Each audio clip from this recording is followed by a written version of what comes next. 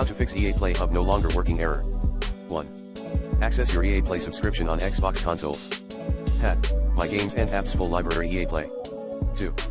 Access your EA Play subscription on PlayStation console. 2.1 PS4, Pat, PlayStation Store EA Play. 2.2 PS5, PlayStation Store Search. 3. Access your EA Play subscription on Windows PC. To do this, access the Origin app, or on the EA app. Pat, EA Play join now.